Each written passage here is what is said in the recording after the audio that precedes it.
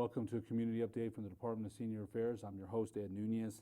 Today's title of the show is Elderly Bullying, and with us to discuss that is Cindy Brown from Home Instead Senior Care, who also happens to be a social worker there. And Cindy, it's been about, I think 2.5 years, maybe 2 years since you joined us on the show. So number one, thanks for being with us. And number two, you and I always talk about topics. I think we went through a couple, and I thought this was a very interesting elderly bullying, and it made me think about a lot of things since I've worked at North Valley Senior Center. I'm back at Manzano Mesa Multi-Generational Center, which is a center for seniors and kids. But there's all kinds of bullying. I think people think it's just kids and social networking and bullying there, and a lot of people wouldn't understand elderly bullying. You've seen it, you know about it, and you're here to tell us more. So I think one of the things I wanted to ask you is, when we think about bullies, we picture the bratty kid on the playground. Or the mean girls of high school, but why do we always recognize elders bullying elders? And I think that's it's a lot of question there, but why do we recognize that? And hopefully we do recognize it, because sometimes we don't always. I think sometimes we think that people behave a certain way because they can't hear, or they don't have their memory quite the way they once did. We make a lot of excuses for seniors' behavior. Sometimes, because it never occurs to us, or if it does, we don't want to admit this person could just be a bully. This person could just be mean. And what we're finding, and it's interesting that we came to this topic, Ed, because I've been asked to speak on this topic around town several times. And part of the challenge is more and more areas where seniors are spending their time are having more and more difficulties with bullying, because I think not only is our aging population bigger than it's ever been, I think folks are beginning to feel disenfranchised, and they're starting to feel a loss of control, and they're worried about what's about to happen, and that kind of reveals the true person at times. Now, do you think worried about things more than ever? Disenfranchised from what? There's a lot of things that I want to ask about that, because there's always been situations with elders, the sky's falling, Social Security. And it's not just today. It's not just 2015. There's been other times in history. So why are they so disenfranchised today? Why are they feeling like that and more worried about what's going to happen tomorrow? A lot of it might be health care, things, food, things like senior hunger is a big thing. So can you tell us a little bit more? Well, when you think about what makes you and I feel secure, and what makes you and I feel confident and safe in our own world, so to speak, is because we have a pretty decent idea of what to expect from tomorrow. I'm planning on going to work and planning on doing my usual tasks. I know what's going to happen. I have a little calendar that tells me where to be and when to be there. And so I have a sense of certainty about what tomorrow's going to be. There's not a whole lot that could conceivably happen, that normally would happen, that would alter my life tomorrow dramatically. But a senior, more than likely, if they were to have a nasty fall or get sick, or something was to happen and they were to lose their entire sense of security, their entire sense of where they live and what happens and what's going to happen to them next. I was talking to a senior about this because I'd been asked to talk to a group of people, and I said, so tell me what makes you feel like you're being bullied. And she said, it is hard enough to be 82 years old and know that if I fall, my life is going to change forever. And I'm never going to have the exact same things and same freedoms and same abilities as I've always had. And she said, can you say that about yourself? And I was like, no, ma'am. Because she's got a point. When she gets up to take a shower or even go to the bathroom or go out to get the mail, she knows there's a lot at stake. Wow. And so she said, we're already feeling insecure. And she said, then when somebody comes around and they take those insecurities out on us, it makes the environment that we're in that much shakier. And so I think that one of the things that our seniors are telling me when I talk to them in all different areas, all different walks of life, all different socioeconomic areas, what they fear is the fear of the unknown and loss of control. Okay, so you mentioned some of those reasons, and I guess I was mentioning to you earlier before we got on is, my mother is 90 now, and bless her heart, what a beautiful life she's lived. But I gotta say this, those things make a lot of sense. I'm 53 now, and I always say I hope that I can live. You never know. People, you never know what life's going to bring you. Everybody wants to live a long life. That doesn't always happen. We see that. But I think, thinking ahead, if I'm around in 20 or so years, I'll probably be having the same thoughts. You know, just what you said, going out to the mailbox, going to the bathroom, little things that we take for granted. And are they feeling disenfranchised because you said people are taking things, or they said to you, people are taking things out on them? Anything specific in what they feel? Is it the government? Is it, it could be the government. It could be a lot of different things. Just society. It seems like we're a divided nation more than we have ever been, unfortunately. I don't know if that's true, but some people think that. Feels that way. Right. So anyway, is there anything that causes them to strike out, lash out more than the other thing? In other words, become bullies or feel like they're bullied. Is there anything, one more cause than the other? I think it's insecurity. And I think what makes people feel insecure is, one of the things that was interesting is one of the elderly persons that I was talking to said to me, Cindy, if you're mean when you're young, you've just had more years to practice when you're old. And I was true, like, right? That's true. Okay, good that's point. True. But some of the things that are happening with seniors that we might not have normally considered bullying, you were telling me about your mom, and I was talking to a couple of seniors that live in a small assisted living, and there's only like 8 residents in the household, and there is one client, one resident who lives there that steals the toilet paper on a pretty much daily basis. And so when the other people go into the bathroom, they never know if there's going to be toilet paper there or not, because there's one particular resident who steals the toilet paper and hoards it and hides it in their room. And so I was asking the typical questions. Well, does this person have a memory problem? And she said, no. This person just knows that puts us in a really embarrassing situation of having to call out for help. And she said, this person just does it to be mean. Type of bullying there. And who would think of that necessarily as bullying? Because we think about bullying as name calling, threats. But elderly folks, because maybe they don't quite have the stamina to hold up those threats they once did, and maybe they're not quite as brave to, call people bad names and whatnot, it becomes a little bit more subtle, and it becomes a little more insidious. And it becomes things like,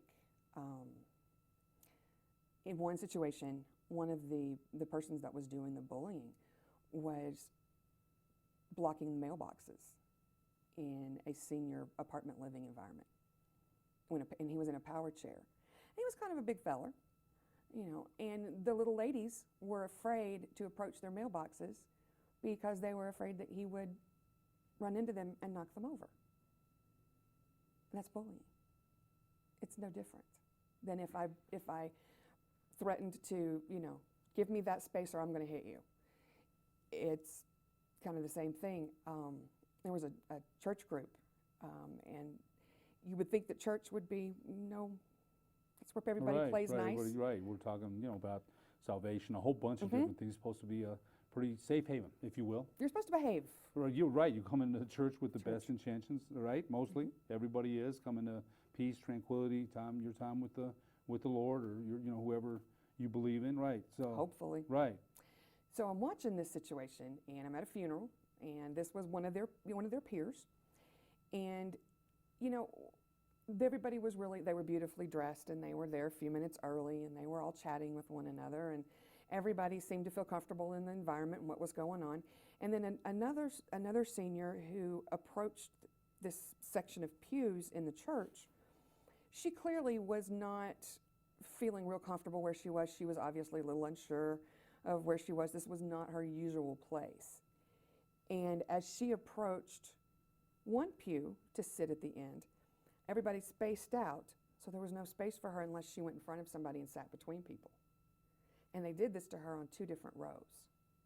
And they made it pretty clear what they were up to, because she didn't fit in the clique, she didn't fit in the group, and they didn't want her sitting anywhere near them. At church. At a funeral. Yeah, right. Where everybody's, going to be saying, hey, more than accommodating in normal circumstances. That we don't really care. Come on and sit down.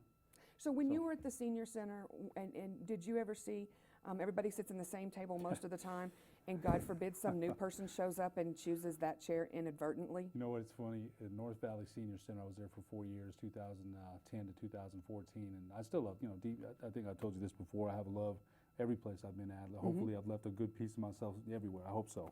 And it's funny, when I got to North Valley, Yes, there's a lot of that. There's a lot of that. Somebody would sit down. It happened on more than one occasion. One lady, she's deceased now, didn't make it to 100. She's 99. She almost made it to 100. But if someone new came in there, and I'll tell you what, she loved me and I loved her, but she would tell you, honey, she just let you know. So she would tell people, and just make it clear that no, they weren't welcome. So more than one time, and another lady too, probably, like I said, several times I had to go in there. And I always say this, now you're going to laugh. I always say the only bully around there was me. That's it. And, I didn't mean that certainly in a bullying way, but what my thing was, there was no one that was going to be bullied while I was there. There's no way. So if they came up and told me that, immediately I'm making a beeline to the social hall, see what's going on. The one lady used to insist, this is my chair, she'd say. And I don't know what happened to her, I haven't talked to her, and I would say, you know what? These are our chairs. I pay taxes too. That is not your chair. And, I don't want you to, so we'd argue good-naturedly, and she'd come back and, oh, you're too much. But she'd laugh about it, and I'd laugh, but I kind of was making my point. That's not going to happen here. But yes, to your question, it happened a lot. It happens, you'll laugh about this too, at the dances on Sunday at North Valley. The Sunday dances, that's the most attended event there was. I'm not there anymore. I keep saying we, I'm not there, but that was our biggest attended event. Really? And you're going to laugh about this. There's, there's some bullying here too. If a new woman came in, a new woman dressed nicely and attractive, oh my goodness, the ladies would go crazy because you're taking away their. we had some, I had to sit down and talk to them. I really did a couple of times because one lady came in and they were very upset because their dance card was not filled up as it normally was. And, it's things that I had to learn, Cindy, because I told you I came from a background of mostly working with kids. And I learned, I learned sometimes that seniors revert back to that. And, there was certainly no threat by this lady, but, the dance card wasn't, the same way it was every Sunday, and, and it was funny. I still laugh about it. And I had to tell a couple of the people in no uncertain terms, hey, you know what, that's not going to happen here. And of course, I wasn't there Sundays, but after that, I'd cruise in. And, presence means a lot. I always feel that. I always feel like that, at least they know I'm around looking like what's going on. I do that wherever I'm at. Manzano Mesa, the same thing. I'm going to walk around just to make sure everything's okay. They know my door's open all day long. And somebody will come in, and probably about 6, 7 times a week. I just got a problem with the fitness. There's bullying in the fitness center by older people too. You asked about that, and yes, there is. One guy. I'm going to tell you this. It's again, we're talking about bullying here, elderly bullying. They're supposed to sign up on the machines there, and 2 ladies didn't, and the gentleman was very upset and told him some things he shouldn't have said. And I said, he tells me, well, they're not following rules, and I said, yes, they probably weren't. But you can't speak to them that way. There's no way you can do that. So yeah, to your question, yes, all kinds of bullying, meals over meals. Oh, the funny thing about it, and I love our seniors. I love our department. I told you that before. We do amazing things, no doubt about it. But the snacks that they have for the friendship coffees, they'll come and bring in donuts and. Gosh, man, you better. I always tell them before they come, you better bring a lot, because, yes. So there's bullying there too, because somebody's going to take 2 or 3. So, yes. Of course, we're not going to get every situation of that. I'm not going to see or hear about everything, but yes, all those situations that you mentioned, they came to mind quickly. And I think there's at least a situation maybe more than once a week. Bingo's a big thing. At North Valley was a big thing, right? Bingo's a big thing everywhere. Yeah, so Manzano Mesa, same thing. They come in and start trying to save tables and chairs, and then they'll make it clear, like if I'm at their table, oh, not me, but somebody, a customer, senior, that you're not welcome. Are you playing bingo? Well, you need to leave. I had to tell them more than once, that's not going to happen because the game doesn't start till 1:30. So no, they can eat here till 1:30. And so yes, to your question, a lot of bullying does take place at a lot of centers. I think you probably were aware of that. It amazes me where that some of the bullying takes place that you normally might not think about, like at church, in the senior center, and it's part of it is that people recognize that there are some people who feel strong enough to handle it and stand up to it and say, I can sit in this chair as long as I want to. Nobody's name's on it. We don't have assigned seats here. I can sit anywhere I want. But as we get older and older, sometimes we lose our sense of feeling in control enough to challenge. And so that person kind of puts their head down and walks away. It doesn't mean that they're weak. It means that they're vulnerable. And unfortunately, the vulnerable people in our world have always been picked on and always will be. And it's really hard for service providers and folks who are trying to make sure things go well. Sometimes it's really hard to call a spade and say, you know what, that was really mean, Miss Smith, because Miss Walker's brand new here and we want to make her feel comfortable. And I really wish that you would include her so she has a chance to kind of get familiar with the group. You might find she's more fun than you think she is. And those are hard words for people to say, and it's really hard words for people to hear. I don't think I got more, that you asked me. We could tell stories. Yeah.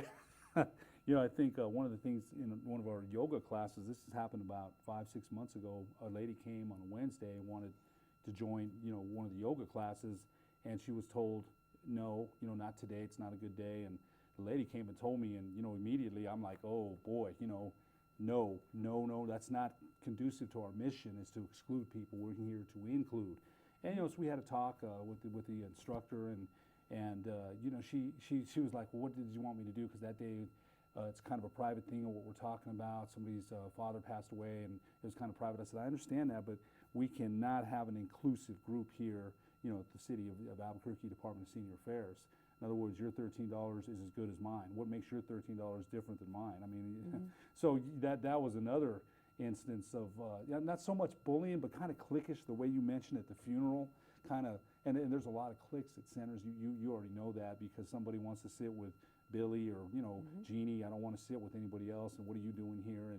And boy, I'll tell you what. For me, as the manager of any facility, when I hear that, my blood goes up really quick. It does. Now I handle it as a professional still, but that's not our rules. We're here to socialize with everybody. But there's always going to be someone that.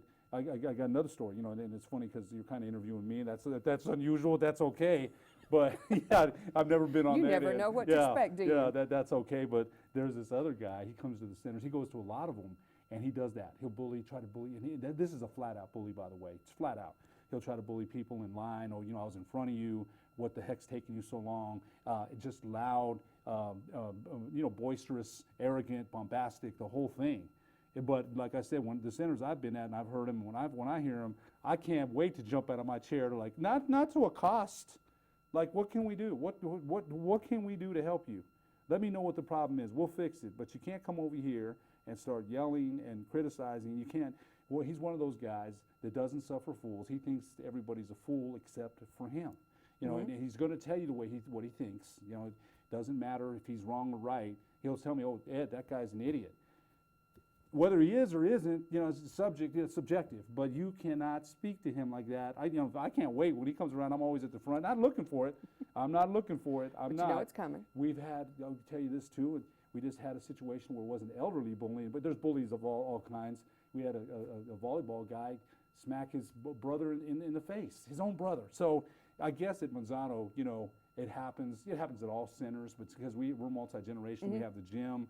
I'm always going back to the gym. I'm a basketball player, and making sure nobody's bullying anybody back there. I can't be everywhere at once, obviously, but a lot of bullying that goes on in games and just in general, I'm sure. There's a lot of physical stuff happening there. Right, and that's why I'm always just kind of going back. We have a security guard there, but for the life of me, another thing I always say: the only security you need around here is me. but I can't be. You're so humble, Ed.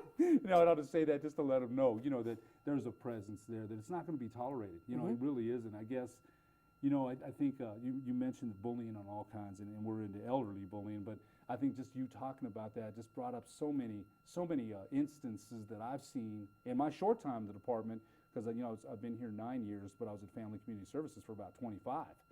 And there's another gentleman, and I use the word loosely there, he's one of the guys, and he'll come and try to intimidate women by pointing his finger at them, and he's tall, and he's got that presence, and boy, I'll tell you what, those things just, we've had to talk to him before.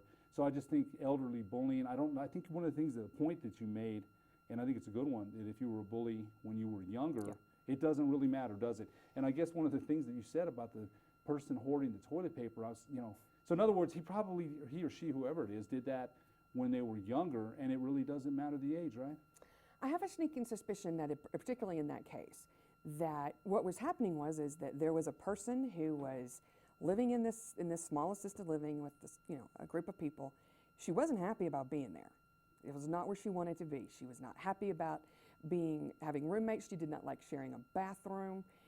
And I think she felt so badly about her situation that the only way she could feel better about her situation was to make somebody else feel badly about theirs. And one of the ways that they handled that situation, which really impressed me, was because, one way that they started to handle the situation initially was everybody got their own roll of toilet paper, and when you went to the bathroom, you had to take the toilet paper with you. Well, I don't know about you, but I don't like, I don't want my Charmin under my arm carrying it around all day wherever I go. Right. And so one of the things that they finally did is they knew who was doing it, and they sat down and they said, why is this so important to you? What are you getting out of this? And what we know is when we address the bully straightforward, away from a crowd, because if they're getting anything out of it, publicly, it just makes it worse. Have you ever tried to embarrass a bully? Does it work? No. No, it doesn't. It makes it more hostile. This little feller that you were telling me about at Manzano Mesa, who's, you're an idiot, and you're an idiot, and he's an idiot, and frankly, everybody else is an idiot too. What happens if you said, hey, could you do me a favor? And could you come talk to me in my office? You go in your office and you shut the door and you say to him, okay, you come in here and you talk really hateful to folks. What is it that I can do to make you stop doing that? Because if he doesn't have an audience and he's accountable to answering your question eyeball to eyeball, it is interesting for me to watch people back down. And the behavior, it doesn't always change, but a good portion of the time it changes, because what it says is, I see you doing it, I'm not going to make it easy for you to do it, and plus, I'm going to bring you over here and I'm going to talk to you privately and say, okay, what's making this really happen? Because often it's because that the issue is with that person, not with the people that they're being mean to or that they're bullying. Right, and and I think one of the things we mentioned too is it could be financial, it could be medication, it could be hunger. Senior hunger is a huge issue, huge. It really breaks my heart to hear it's that big of an issue that they have to choose between medication sometimes and food, and that just kills me. I was thinking of my mother. Thank God she's provided for. But there's a lot of that's why I think what we do is so important every day. The nutrition that we bring, and so yeah, it could be a lot of those things that you mentioned, and certainly we, to your point, I've definitely had those conversations with, with people when the situation's calm. That come to the office, let's calm down a little bit. Tell me what's going on. Tell me, tell me what's going on. What can we do? What can we do to to alleviate the situation? What's going on? Is there something deeper that we need to know? Is there something we didn't do? Something that he did, or something I don't know? I had something like that happen about 2 weeks ago. A little pinnacle disagreement between a couple of women. So yeah. Don't get between ladies and their pinnacle. Boy, I'll tell you, I worked, with some real G's, real gangsters back in the day, at these community centers. The only time that anybody ever threatened to punch me was at North Valley. An older gentleman, I still remember it like it was yesterday. He came in and was trying to bully the cook, calling him all kinds of names. All I said is, sir, you can't talk to my staff like that. You can't do that. He turned around and acted like he was going to slug me, and it was funny because it was during flea market day, and I heard somebody to my right like gasp, and so I didn't act, I didn't accost him. We went to the front. I said, you know what, call the police, get him out of here. I don't want him here. Did it again, acted like he was gonna hit me. Drew back. He's about 84 years old. I said, I didn't move. Wow. I didn't move. I just said, don't do it, and he didn't. But that was for all the places that I worked at that would have had much more action going on. That's the only time. The last, yeah. That was funny. That was funny to me. Well, yeah. but you don't think about particularly physical bullying, physical aggression. You don't think about that coming from our older residents. Yeah. Because, we mellow with age, so to speak. But we think, and I think one of the things, to your point, I got a couple questions to finish here with, is we can sit here and talk forever, Cindy. You know that. I mean, we have stories. What does elders bullying elders look like? I've brought up a couple of stories, but what is mentioned a few more. Was there anything else that you wanted to add to that? I think what's important that when we're trying to deal with bullying, I think in our position, yours and mine as well, when we're trying to address a situation among multiple people, the first thing we think about is getting it to stop. How do we make this bullying stop? I think what happens though is we forget that there's two victims, the bullier and the bullyee, so to speak, because the person who's bullying has clearly got a problem. That person is hurting. That person is having some sort of problem that makes them behave the way they do. And what happens, I think, too often is that we deal with the bullier, and the people who are being bullied, who are feeling vulnerable, who are frightened, or who are feeling like that their opinion doesn't count and that they're helpless. I think in some ways those are the folks that have it worse than anybody, particularly when we're trying to create and maintain an environment where where our seniors feel safe. Somebody asked me one day, they said, do you think that Albuquerque is a senior-friendly place? And I kind of thought about that for a minute, and I said, well, I think that Albuquerque is about as senior-friendly as anywhere else gets, because our world in general, when you think about it, our world is for the young. It's for the strong. It's for the independent. It's for the capable. And so when people are starting to feel like that they're no longer independent, capable, strong, can take care of themselves, that's when they start lashing out. And I think if we would address some of those issues and find out from the bullier, what's doing this? What's causing this? Because I had one gentleman one time, I took him into my office and I sat him down, and this was when I was working in an assisted living. And I said, why are you doing this? Just straightforward, like I would have said to a peer, with respect and professionalism, but why are you doing this? And he goes, because I can. And I said, you're smart enough to give me a better reason than that. And he just kind of looked at me, and he got up and he walked out.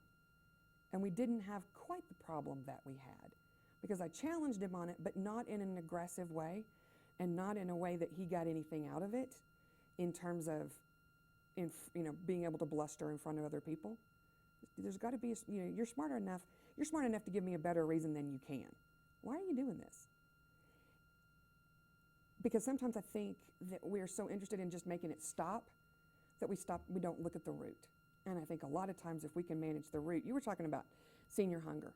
And I remember I had taken boxes of Little Debbie's to a senior center, and I was doing a presentation, and I believe I'm from the South, so we like to feed people. Right. And we worry about skinny people. We're afraid for their lives. So I go in and I was watching how some of these ladies were really kind of excluding some of the other people in the room from having some of the snacks. And I got to thinking about it. And so one of the things I did is I went to the center manager and I said, can you think of a reason why that lady over there in that hat won't let some of the other people have some of these snacks? And she said, she probably gets cookies about once a month when somebody brings something in like that. And I realized part of the reason why she's being so aggressive about getting it is because she doesn't have it. Yeah, man, that is, I'm sure that is the reason. 1 minute left. Anything you want to wrap up? We've had a great discussion here. Anything you want to wrap up about elderly bullying that you want to just share with the audience? Anything you want to wrap up about that? I think what was almost an epiphany to me, in all honesty, was what I just said, is that we always address the bullier, but we also have to address the bullies. Both of them are victims, and I think we forget that sometimes. And if we can address both of them, I think we can do a lot of healing. And with a population that's only growing, we're going to have to learn much more about elderly bullying. I'm sure you would agree with that. You are absolutely right. Yeah, there's so much more we have to learn. Cindy Brown, Homestead Senior Care Social Worker, thanks so much for being our guest. Thanks for letting me come. I enjoy talking to you. Maybe next time you host a show and I'll be in that chair. Fair enough. For the Department of Senior Affairs, I'm Ed Nunez.